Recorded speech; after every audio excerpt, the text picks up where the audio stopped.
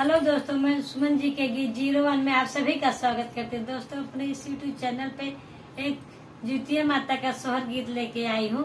अगर मेरा वीडियो अच्छा लगे तो मेरे वीडियो को लाइक करें, चैनल को सब्सक्राइब करें और कमेंट में बताइए कि मेरा सोहर गीत कैसे लगा। जय माता दी। आई गई सिनेमा